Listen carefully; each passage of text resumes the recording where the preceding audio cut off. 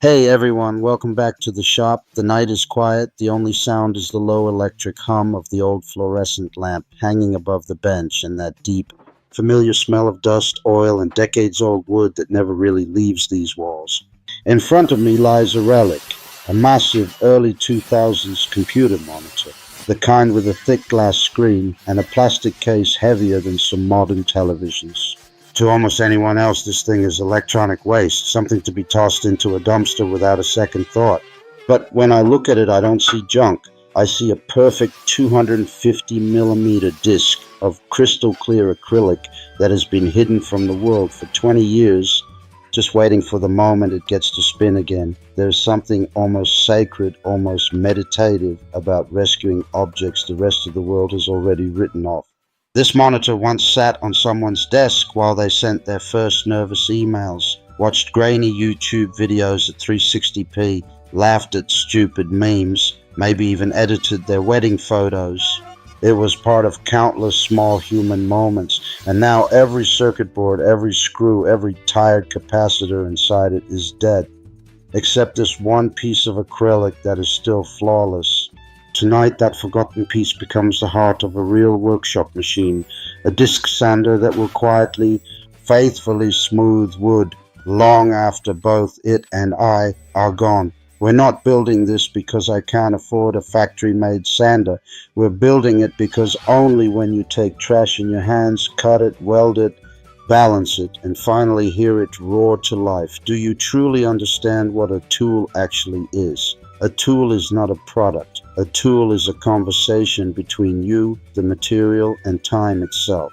Tonight, the conversation partners are a 750-watt motor that somehow survived 3 completely burnt-out ventilation systems, random pieces of rusty square tube that have been leaning against a wall for years, and this thick, honest piece of acrylic that outlived its original purpose by 2 decades. 3 orphans, 1 new life. Let's begin.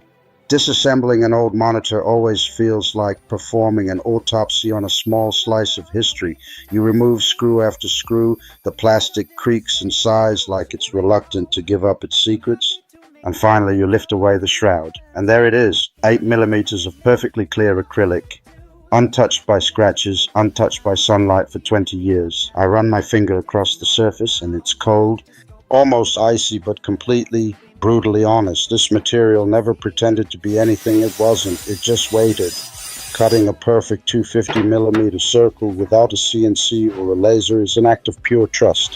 Trust in the blade not to wander, trust in your hands not to shake, trust in the acrylic not to crack under pressure. You draw the circle the old school way, find the center with a compass and a steady pulse, and then you guide the blade slowly, breathing with the machine.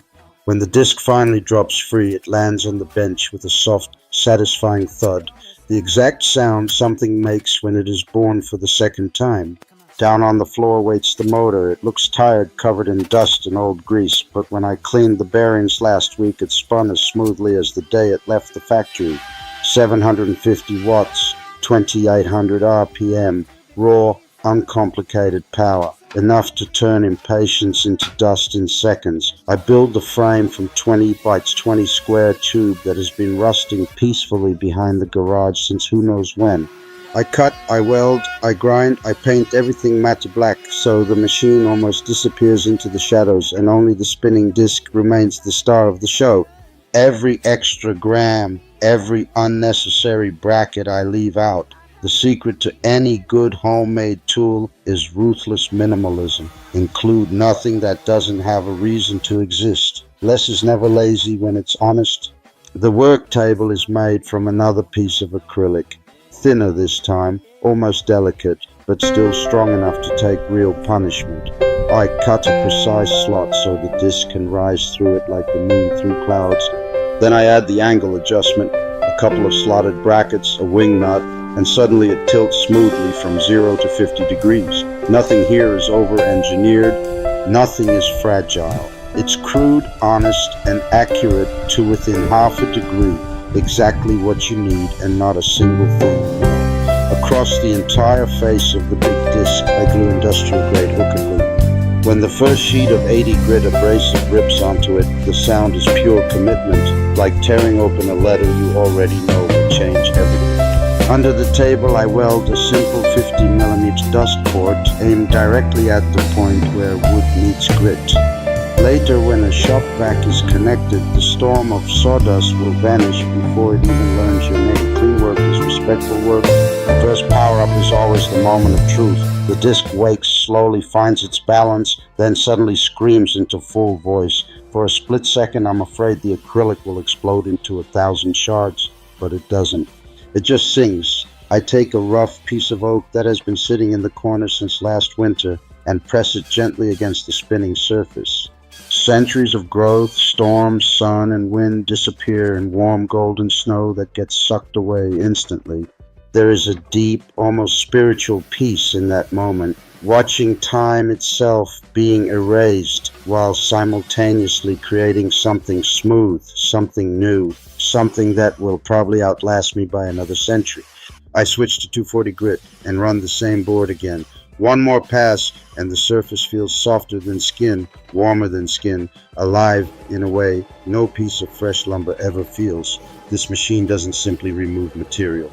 It removes noise from life. It removes hurry. It removes every excuse we ever had for doing things halfway. Real smoothness is never an accident. It is thousands and thousands of tiny, deliberate,